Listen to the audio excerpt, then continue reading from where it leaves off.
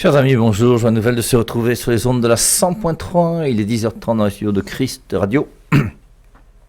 Je vous rappelle que n'hésitez pas à télécharger sur Apple Store le logiciel Zeno Radio.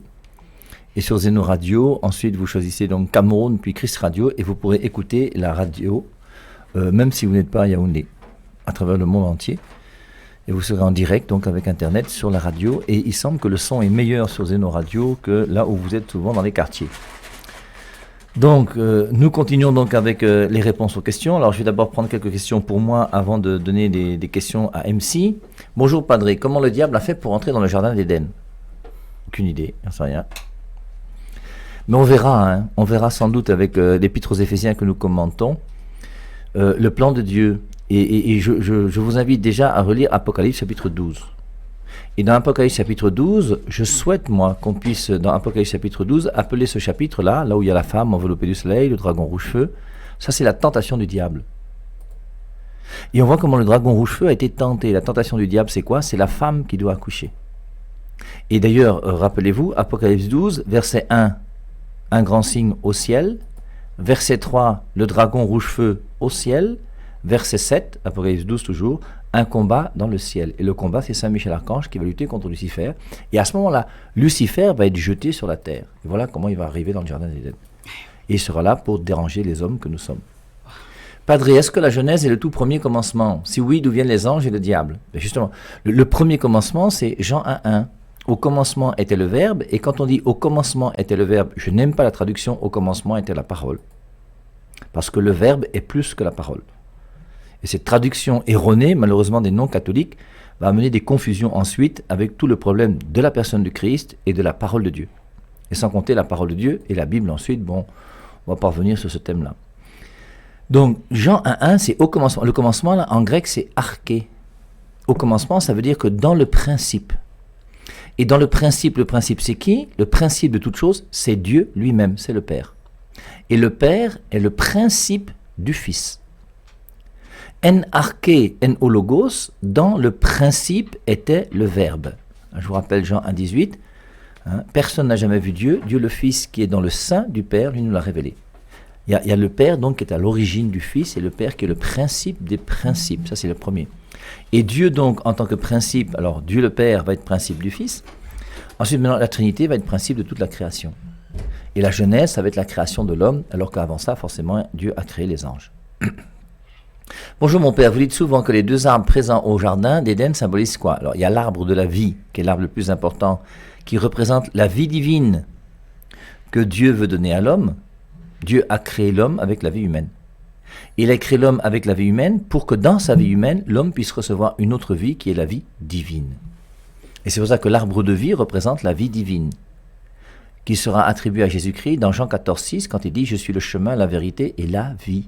Et c'est Jésus-Christ qui a la vie pour nous, puisqu'on l'a perdu dans le jardin d'Éden.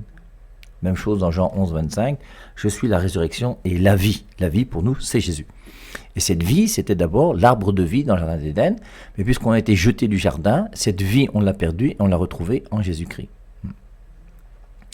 Maintenant, allons-y. Bonjour à vous en studio. Donc, comme en studio, on est deux, MC, c'est pour toi.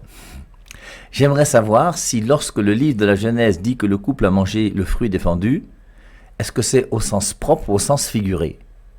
Et la question qui va avec, est-ce que le fruit qu'a mangé Adam et Ève, c'est les relations sexuelles entre l'homme et la femme? Bon, alors allons-y. Forcément, vous voyez, lorsque le couple a mangé le fruit défendu, c'est pas au sens propre. Au sens propre, il n'y a pas de fruit mangé par Adam et Ève. Il n'y a pas d'arbre de la connaissance du bien et du mal. L'arbre de la connaissance du bien et du mal n'existe pas. Alors comprenez-moi bien, parce que l'arbre de la connaissance du bien et du mal n'existe pas comme arbre. C'est pas un goyavier, c'est pas un pommier, mais il existe d'une manière symbolique. Et c'est le symbolisme de l'arbre de vie qui symbolise la vie divine que Dieu veut donner, et c'est le symbolisme de l'arbre de la connaissance du bien et du mal qui symbolise toutes les fausses connaissances que l'homme va mettre dans sa tête pour s'opposer à la vraie connaissance qui est la parole de Dieu. C'est pour ça que le fruit qu'ils vont manger, c'est bien désolé, c'est pas au sens propre, ils n'ont pas mangé un fruit. Ils ont accepté de se détourner de la parole de Dieu donnée par Dieu pour écouter la parole du diable. Et en écoutant la parole du diable, c'est là où ils sont mis dans cette situation qui fait que ils sont à l'origine donc du péché originel, comme on l'a vu ce matin. Non? Alors l'autre question qui avait été posée, mais elle est un peu plus loin, j'espère que je ne vais pas la retrouver, c'est est-ce que les relations sexuelles entre Adam et Ève, c'est le fruit défendu? Bien sûr que non. À Adam et Ève, dans Genèse chapitre 1, verset 28, Dieu bénit Adam et Ève, et il leur dit, soyez féconds, multipliez la terre, remplissez-la. Dieu bénit Adam et Ève. En bénissant, est-ce que Dieu fait quelque chose de mauvais? Forcément non. Et Dieu bénit Adam et Ève, et il leur dit maintenant, soyez féconds. Ils allaient être féconds comment? En se regardant dans les yeux, en se touchant les oreilles? Non, à travers le don des corps. Et c'est pour ça qu'il y a donc la bénédiction de Dieu qui est donnée pour que Adam et Ève puissent avoir des rapports sexuels ensemble. Et maintenant, les rapports sexuels que Adam et Ève vont vivre dans le jardin d'Éden sont forcément dans le plan de Dieu et ne peuvent absolument pas être le péché originel. Alors, j'espère que les choses sont claires. Bonjour maman et merci pour tout. Je ne suis pas encore marié, mais j'aimerais savoir quels sont les critères qui pourraient nous aider à choisir un bon époux. J'ai 22 ans. Ok. Bon, les critères, je crois quand même qu'on les connaît. Hein. Les critères sont simples pour moi. Si je suis chrétienne, et je crois qu'elle est chrétienne, je crois que tu es chrétienne, ma fille, la première des choses, c'est de savoir d'abord si ton mari, ton futur mari, il doit être chrétien. Il doit être quelqu'un de responsable également aussi, parce qu'il ne suffit pas d'être chrétien, hein, mais il faut qu'il ait la même crainte, parce que nous allons partager, parce que si le mariage n'est pas fondé sur Christ, ce mariage va connaître des difficultés comme les autres, mais il va pouvoir il y aura la victoire sur les difficultés. Le roseau là pourra être, c'est-à-dire les vents vont venir de toutes sortes, vents de toutes sortes, des difficultés de toutes sortes. Même le meilleur couple, même l'amour le plus profond, ça n'exclut pas quelques difficultés. Mais votre relation avec le Seigneur, donc moi et le Seigneur, donc toi et le Seigneur, dans l'intimité avec le Seigneur, ton futur époux, dans le Seigneur, vous allez déjà commencer même à vivre cela. Si vous êtes vraiment fiancé, vous êtes fiancé, vous allez commencer à vivre cela de manière belle, dans une amitié pure. On n'a pas cessé de le dire. Dans une amitié pure, se respectant l'un de l'autre, mais déjà en communion d'esprit avant que d'être en communion de corps. C'est ça, Christ doit être le fondement. Donc, le vrai critère, le premier que je dois rechercher chez l'autre, c'est ça. Comment est sa relation avec le Seigneur? Est-ce qu'il est du genre qui respecte, qui va respecter l'autorité? Toute autorité, je parle de mon époux, parce que lui aussi doit respecter l'autorité. Il doit me respecter, moi, en tant que son épouse. Et au plan de l'éducation, comment il entend éduquer les enfants avec moi? Quelles seront ses relations, n'est-ce pas, avec ma belle-femme, avec ma famille? Comment il est même déjà avec sa famille? C'est très important. Comment lui-même, là, il est déjà avec sa famille? Comment il voit le monde? Comment il voit Dieu? Donc, je me répète là. S'il est vraiment chrétien comme moi, nous allons voir les choses ensemble. Bien sûr, quelqu'un peut avoir aujourd'hui, moi je suis peut-être né dans la foi, ou même lui il est né hier, mais qu'importe, au milieu, ou bien à la base, nous avons le Seigneur Jésus-Christ. Est-ce qu'il est capable d'assumer ses responsabilités? Et quelles sont ses responsabilités? Et c'est justement en commençant une belle amitié, comme nous avons déjà dit que le Père n'a cessé de le dire, que je vais commencer à connaître, je vais pouvoir connaître qui est mon futur. Je ne veux pas me jeter comme ça.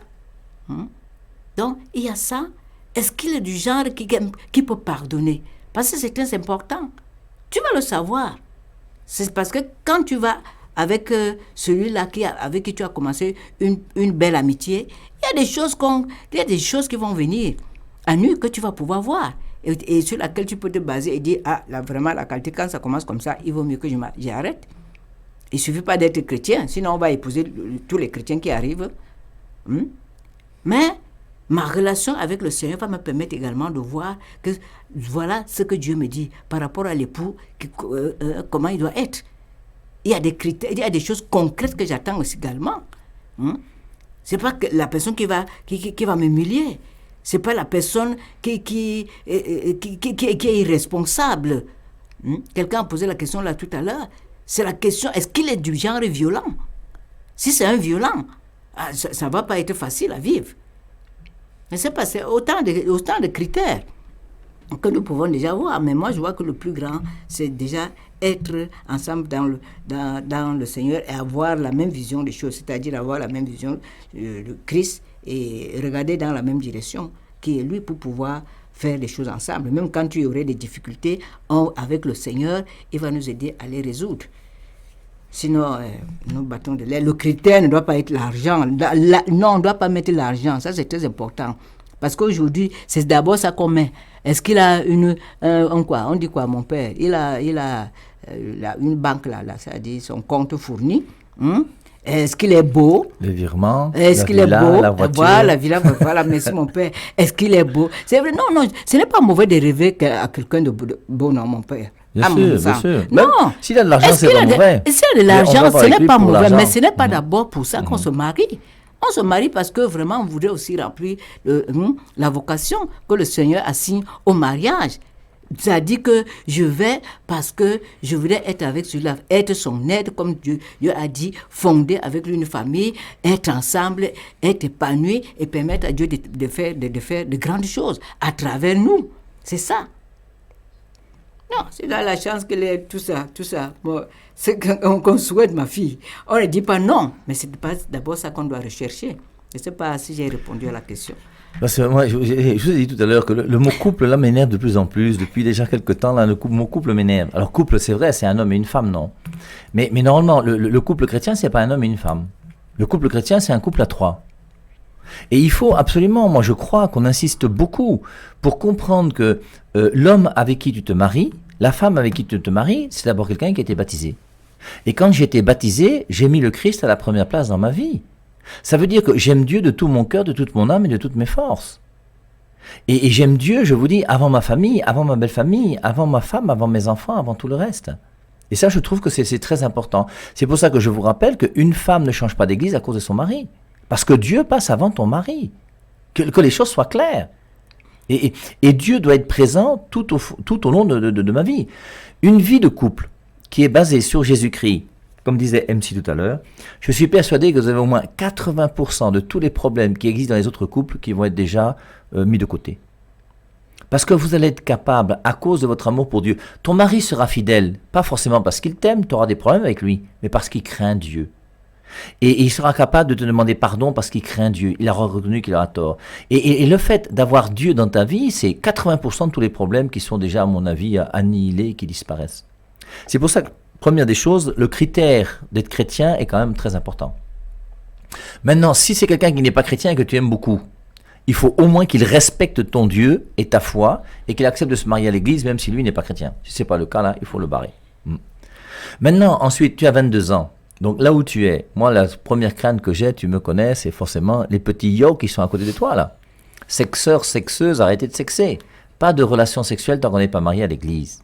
C'est important, c'est pour votre bonheur. Virginité jusqu'au jour du mariage chrétien. Et c'est pour ça que si le gars t'aime réellement, ben, il va être capable d'attendre, d'être responsable pour pouvoir te mettre dans sa maison.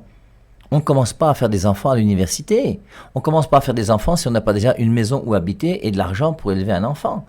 Donc il y a tous ces critères-là, qui sont présents et à mon avis qu'il ne faut pas négliger. Voilà. Alors toi, 22 ans, on te souhaite beaucoup de courage. Et vous, les jeunes garçons et jeunes filles qui nous écoutez, là, sachez que la virginité jusqu'au jour du mariage, c'est important. Et il faut se marier forcément avec quelqu'un qui est un ami, qu'on aime beaucoup. Et si possible, et c'est l'idéal, qui respecte Dieu.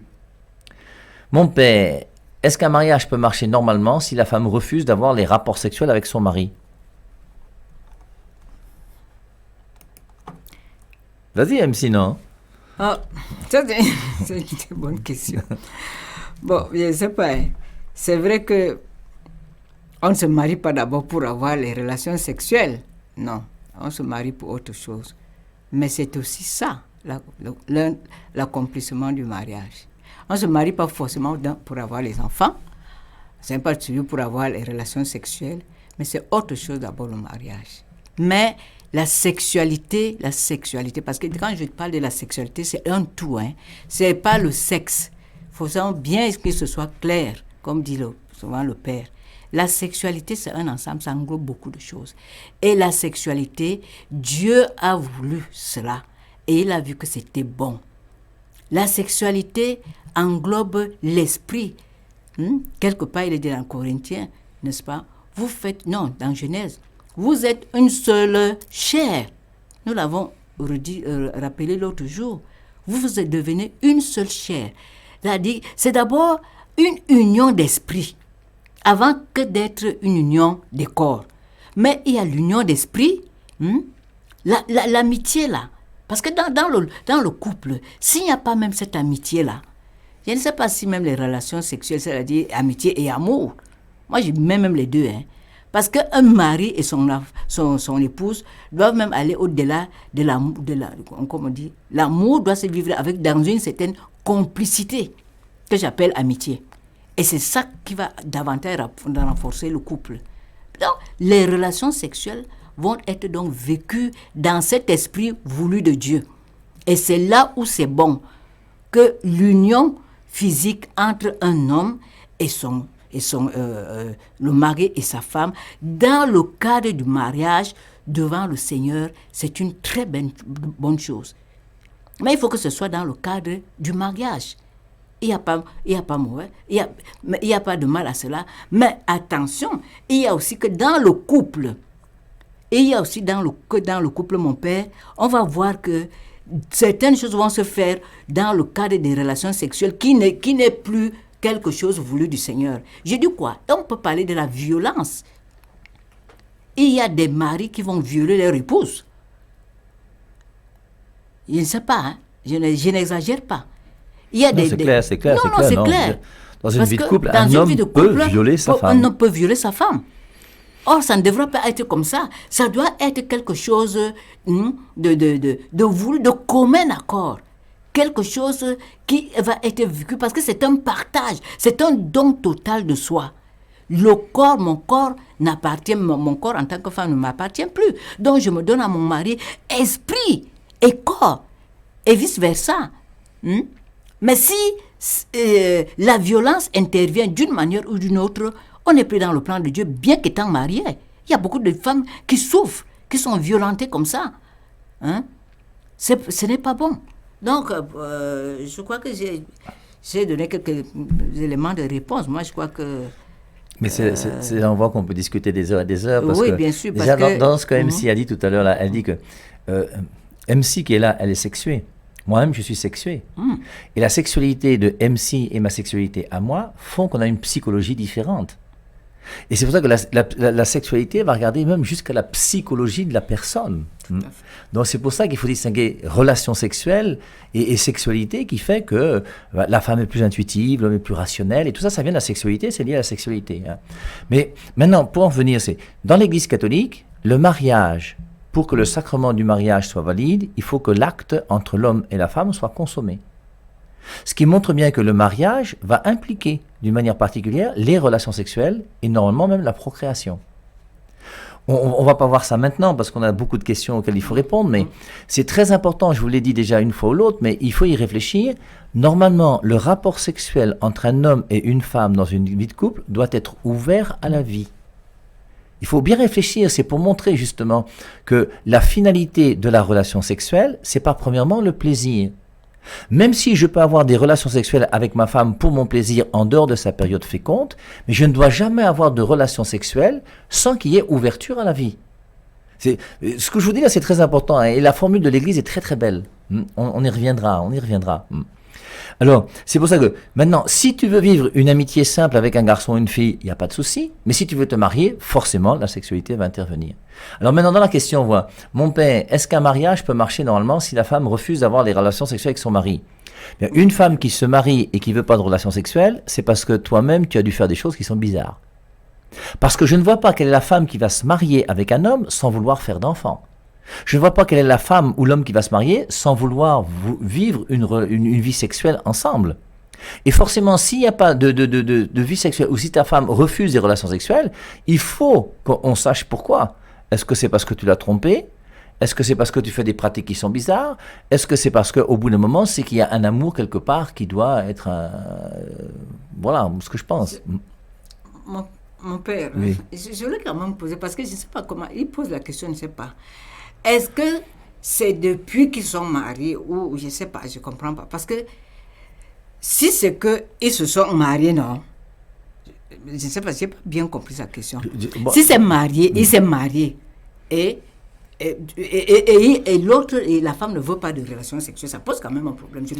oui, bien sûr. je sais pas, Et ça le pose- mariage, même au niveau de l'Église, n'est même pas valide. il n'est même pas valide. Voilà. Mais maintenant, ils sont déjà mariés. Hein? Voilà. Vous êtes déjà mariés, vous avez déjà l'habitude d'avoir des relations sexuelles, et un beau jour, elle commence à te dire non. Ça pose un problème. Il s'est passé quelque chose qui a amené la femme à prendre cette décision.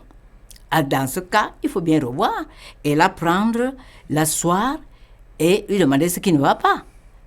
Peut-être qu'elle va te dire, parce qu'effectivement, nous autres les femmes, nous femmes, franchement, il faut bien comprendre. Le père a dit quelque chose tout à l'heure qui est très important. C'est-à-dire que nous avons notre psychologie à nous. Nous sommes plus émotives que l'homme. Nous vivons des choses d'une certaine manière. Nous sommes plus sensibles à certaines choses. Je vais prendre un peu le cas des relations sexuelles vraiment saines dans un mariage. Prenons le cas d'un couple vraiment où il n'y a pas de problème. Oui, ça se prépare les relations sexuelles. Il faudrait qu'on dise ces choses-là de manière concrète. Et il y a des femmes, c'est pour ça que je disais l'autre jour, il est très important de connaître le langage de la femme. Il y a des langages où la femme, elle veut seulement un regard le matin. Quand vous vous réveillez, tout commence quand vous vous-même vous réveillez d'abord. Comment tu vas la regarder? Comment ça va se passer le matin? Si tu ne comprends pas son langage, peut-être tu vas peut-être bousculer comme ça, elle ne veut pas ça et elle se rebiffe. Ce qui fait que après, lorsque tu auras envie, d'elle, elle va elle rentre dans sa coquille. Parce que elle voudrait te faire comprendre quelque chose que tu n'arrives pas à comprendre, que ce n'est pas comme ça. Si c'est son langage, c'est le genre que elle était habituée au compliment.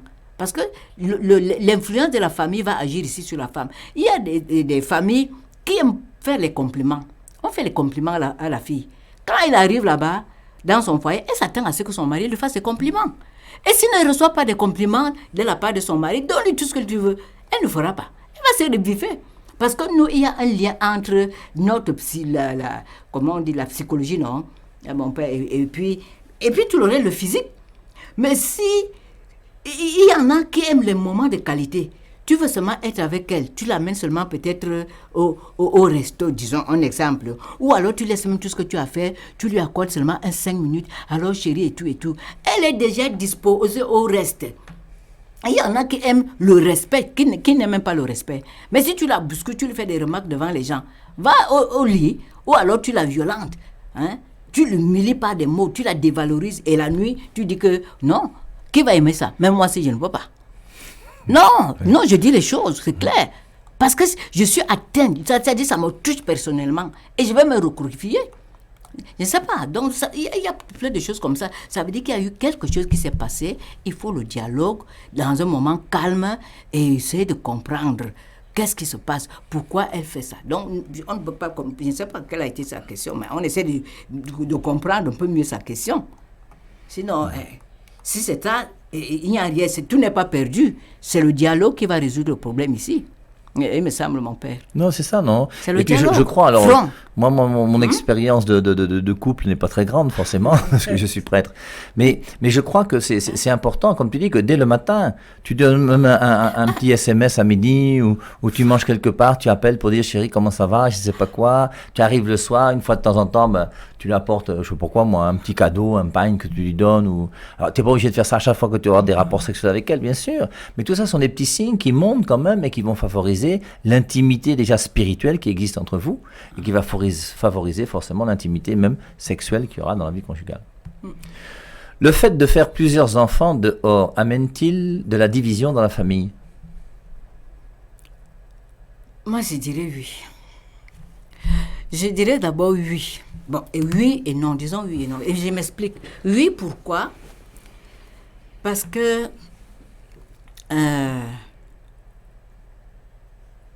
tu fais un enfant.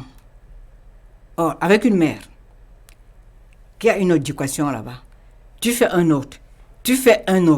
Je parle d'abord, ne parlons pas d'abord Dieu, laissons d'abord Dieu. Laissons d'abord Dieu rapidement. Il y a un ici, la mère est Bamileke. L'autre là-bas, la mère est du nord. L'autre là-bas, la mère est de chez moi, de l'est, Baka. Prenons les 3 cas de figure là. Après maintenant, tu te maries. Après avoir vu ces 3 noms, avec les mamans diverses et les éducations diverses, non. Tu es le seul père. Mais l'éducation, les premières années reviennent à qui? À la maman. Celle de l'autre, va lui donner son éducation. Donc, tout ça là va venir. Alors, comment tu vas faire alors? Maintenant que tu as une qui est Ewondo, qui est maintenant. Maintenant, tu vas faire comment? Que d'habitude, les hommes veulent souvent imposer même aux femmes que, ok, moi j'ai mes enfants, toi tu les prends. Vous pensez que ça va être facile?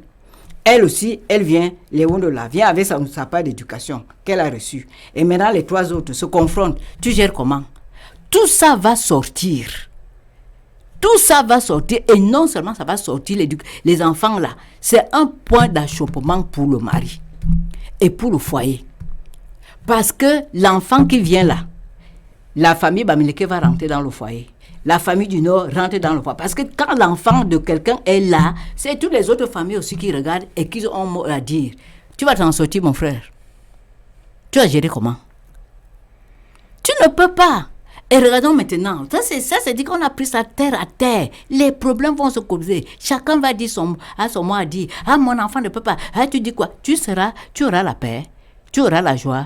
Maman, c'est déjà, ça dit que tu as seulement pris la main comme ça, comme on dit que tu as pris ta main, tu as mis dans le feu. Tu crois que ça ne va pas te brûler? Ça va te brûler. Pas de paix, pas de joie. Il faudra résoudre les problèmes de tous les jours que Dieu a créés. Tu vas faire comment? Et les menaces, ça va venir de partout. Les enfants eux-mêmes, entre eux, ça va se passer comment? Les relations avec celle-ci, qui n'est pas leur mère. Et toi, tu es le père de tout ça. Tu aimes ces enfants-ci. Tu es l'homme le plus malheureux. Et maintenant, regardons au plan de Dieu.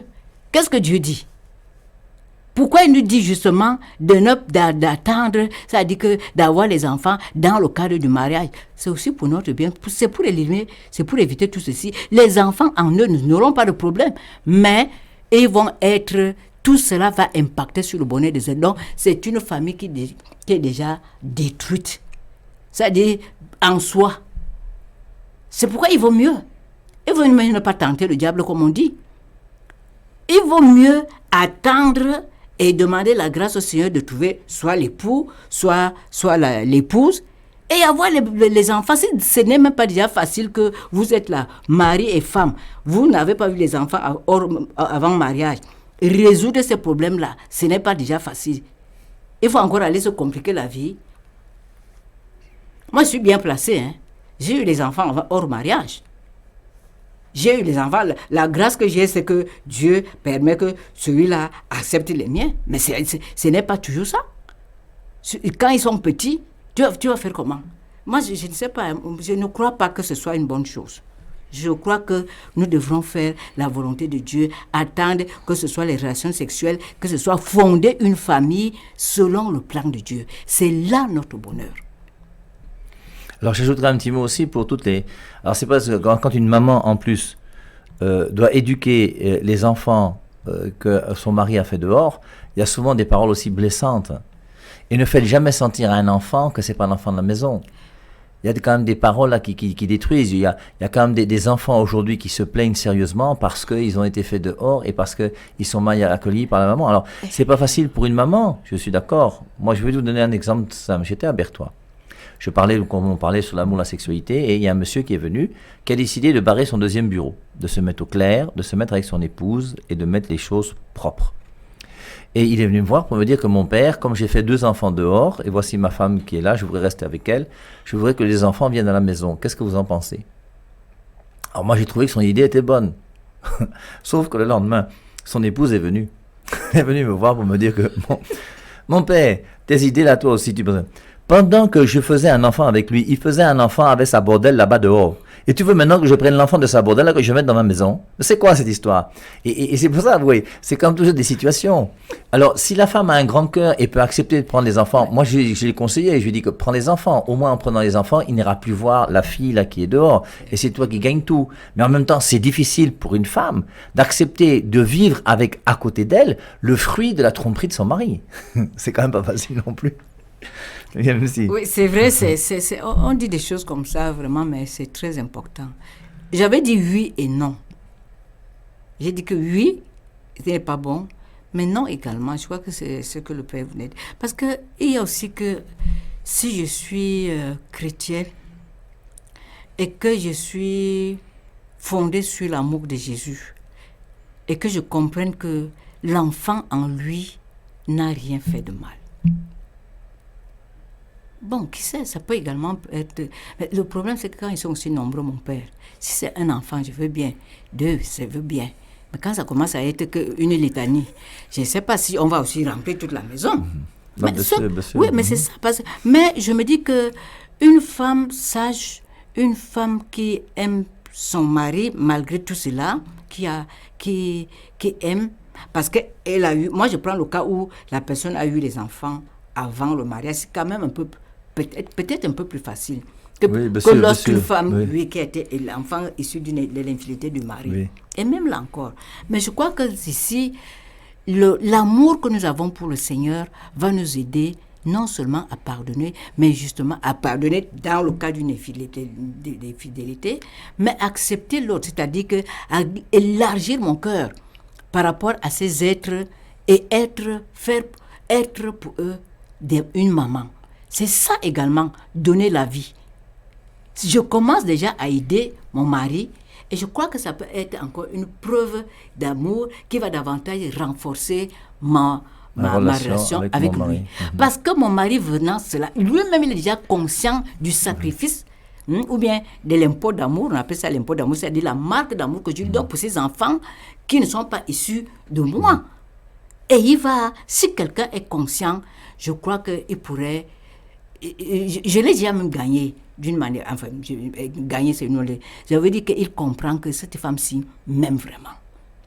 Et je crois que, moi j'encouragerais que cela puisse se faire, mais il faudrait que, également, ce faisant, que je me mette sur une table et qu'on en parle. Parce qu'il y a aussi il faut quand même aussi certaines conditions par rapport à ce que j'ai dit là. Je veux bien, moi je prends les enfants. Mais il ne faudrait pas quand même que les autres maintenant viennent se retrouver dans mon mariage pour gérer mon mariage à travers les enfants.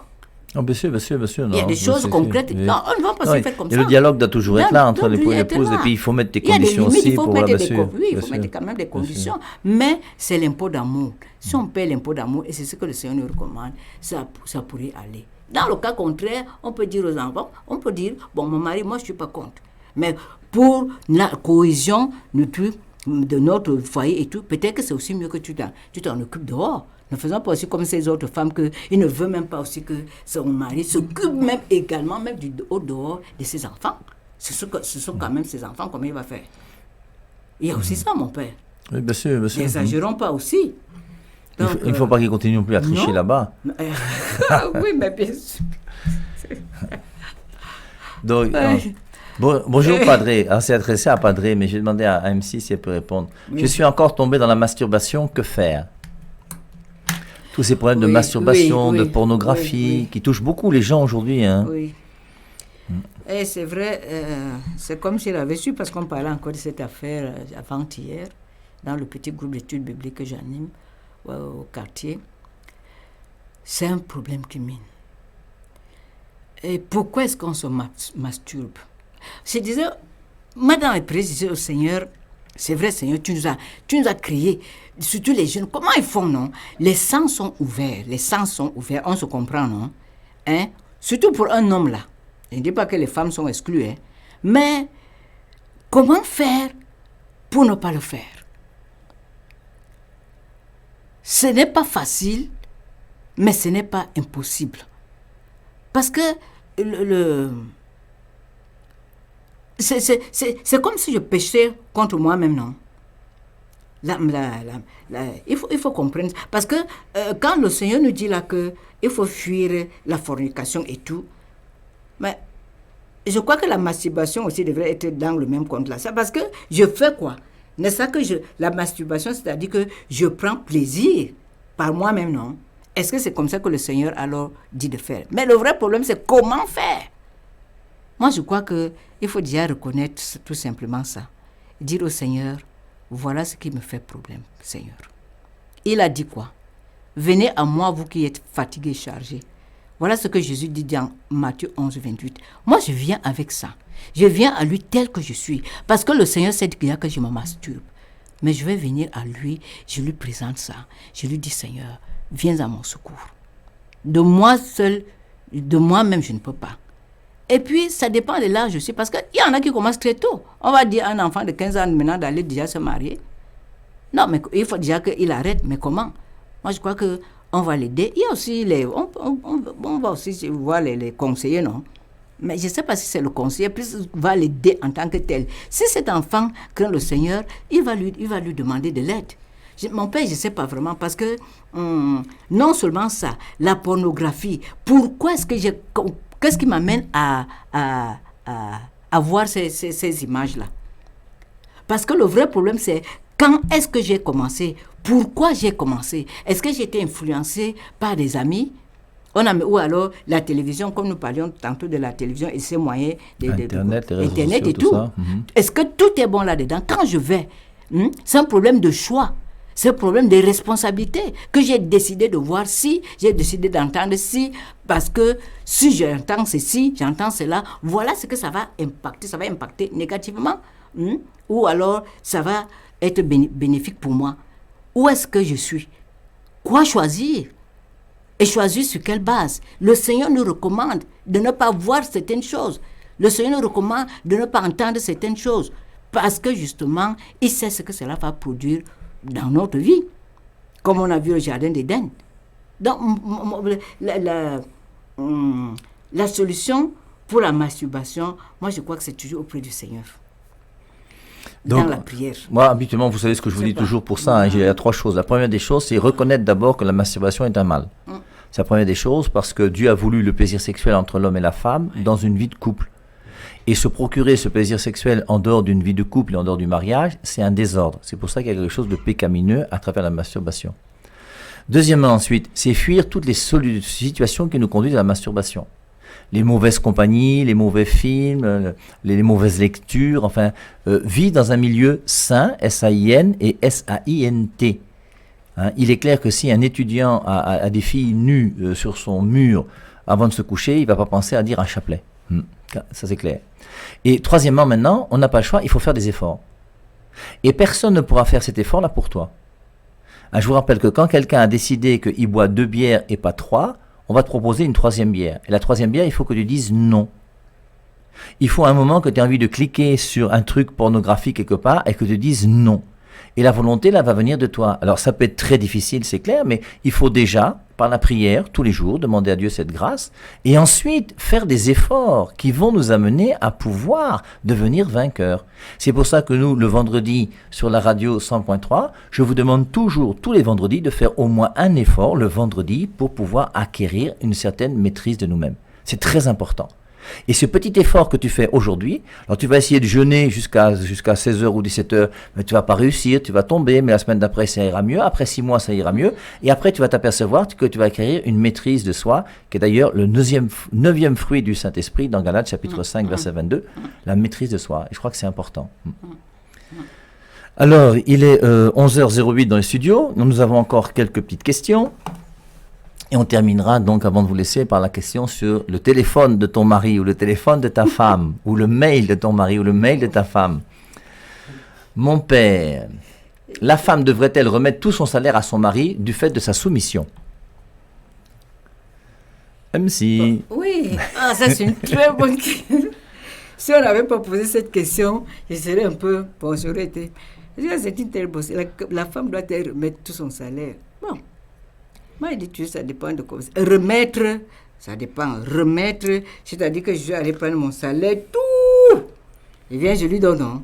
C'est ça que ça veut dire. C'est ça que ça veut dire, oui. C'est ce que ça veut dire. Moi, c'est ce que ça veut dire. La femme devrait-elle remettre tout son salaire à son mari Moi, du fait de sa soumission? Bon, moi, je crois pas.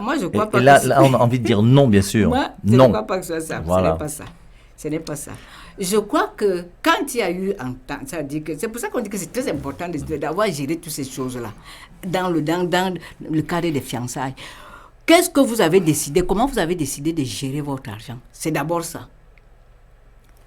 Je vais parler de tout mon salaire, je prends mes 200 000, je te donne mon mari. Il dit que j'ai... Non, et après, il me manque même l'argent pour acheter le riz à la maison. Et puis, il va aller donner tout ça, c'est le deuxième petit bout de les va payer moi alors. Non, je ne crois pas. Non, il ne s'agit pas de ça. Il s'agit de faire les choses ensemble.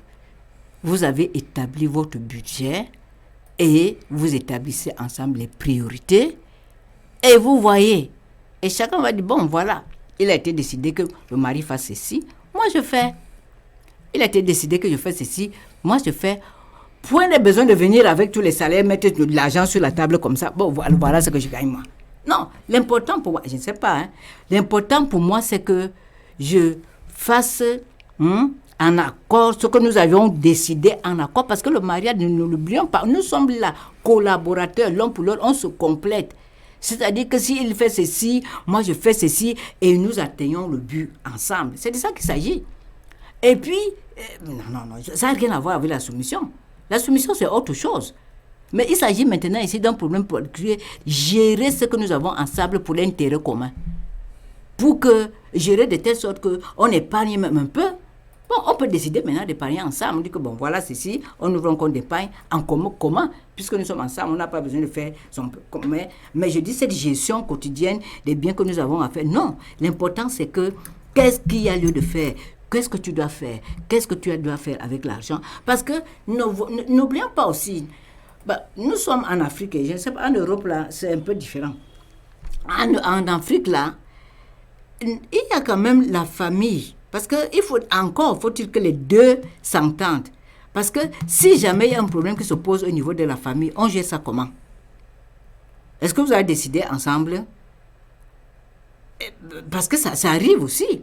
Bon, il y a aussi une petite autonomie que je devrais avoir. Donc, quand je vais venir te donner alors tout l'argent là, après je dis que mon mari, moi je vais aussi mettre le vernis, donne-moi l'argent. Toi-même là, chaque jour, et j'ai des besoins, je vais faire comment? Mon mari, donne-moi 100 francs. J'ai le petit vernis à mettre. Mon mari, je prends même les garnitures, parlons comme ça. Mais non.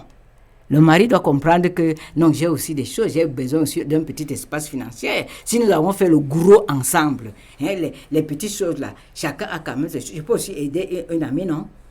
Évidemment, avec ce qu'on a là, chacun, en tant que chrétien, nous avons déjà mis la dîme du Seigneur de côté.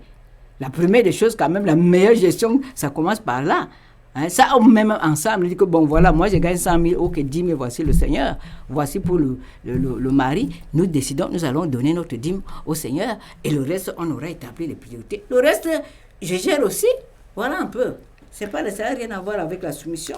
Est-ce qu'une femme doit connaître le salaire de son mari? Bon. Moi, je dirais non, oui. Pourquoi est-ce que le mari ne veut pas connaître le mari? Il doit aussi connaître mon salaire. Voilà, et c'est pour ça que c'est réciproque. Et comme tu disais, on doit gérer l'argent en commun. C'est pour ça que tu ne dois pas remettre ton salaire à ton mari. C'est ton mari et toi qui devez remettre vos salaires ensemble sur la table pour en commun savoir comment vous gérez votre argent. Ça. Tout simplement. Et avec l'argent qui est là, comme tu dis, premièrement, on met la dîme de côté. Après, on voit les priorités. Après, on donne l'argent de poche à l'un, l'argent de poche à l'autre. Parce qu'il faut bien que ton mari aussi boive une bière de temps en temps, s'il y a des amis ou s'il y a des gens qui passent ou je sais pas quoi. Que toi aussi, c'est pareil de ton côté. Et puis après, quelles sont les économies qu'on va faire et qu'on sache d'un commun accord comment on gère l'argent en commun. On établit le budget ensemble. Voilà. Et c'est pour ça qu'une femme qui ne connaît pas le salaire de son mari, c'est grave. Donc, et c'est comme tu dis, c'est des choses qu'il faut mettre déjà sur la table avant même de se marier. Et si déjà ton fiancé ne te dit pas combien il gagne quand il est fiancé, c'est pas quand tu vas te marier qu'il va te dire combien il gagne. Et s'il te cache ton salaire, c'est parce qu'il veut te cacher quelque chose. C'est la même raison pour laquelle il cache son téléphone. On va y revenir, il n'y a pas de souci. Moi, je vous ai toujours dit souvent que, normalement, lorsqu'un fiancé vient te déclarer son amour pour te dire chérie, bébé, ma fiancée, je voudrais que tu deviennes ma femme. Dès qu'il dit je voudrais que tu deviennes ma femme, il doit te montrer sa fiche de salaire. Parce que tu ne peux pas commencer à envisager faire un mariage avec ton épouse sans savoir, financièrement parlant, comment vous allez faire. Et dès qu'il y a des fiançailles, il faut que le fiancé monte son salaire et que toi aussi tu montres ta part pour savoir comment est-ce que vous allez gérer votre avenir. Et ça devrait se faire même avant le mariage. Donc maintenant, dernière question. Alors, on a d'autres questions, mais on y reviendra donc sans doute jeudi. Dernière question, on avait posé la question qu'on avait posée tout à l'heure, c'est est-ce qu'une femme a le droit d'utiliser le téléphone de son mari comme elle veut? Et est-ce qu'un mari a le droit d'utiliser le téléphone de sa femme comme il veut? Bon. Tu veux répondre, MC? On va essayer, on répond tout à ça. Voilà. On ne dit pas que j'ai absolument la bonne réponse, je l'ai moi. On essaye, non? Bon, l'emphase est donnée sur l'utilisation du téléphone. C'est important. Je crois que le mot-clé, c'est ça. Utiliser. Parce que utiliser veut dire quoi? Il faut qu'on s'entende. Utiliser, c'est que, je prends son téléphone, je commence à faire. Parce que je ne sais pas. Mais je ne sais même pas pourquoi je vais aller même utiliser, non. Puisque je suis dans la maison, j'ai mon téléphone. Pourquoi je vais aller? C'est pour ça qu'il faut qu'on comprenne bien le mot utiliser. Si j'ai mon téléphone à moi, il a son téléphone à lui. Pourquoi je vais aller utiliser son téléphone? Bon, mais il peut arriver que j'utilise son téléphone en cas de nécessité. S'il est malade et qu'il ne peut pas utiliser le téléphone, je vais utiliser le téléphone.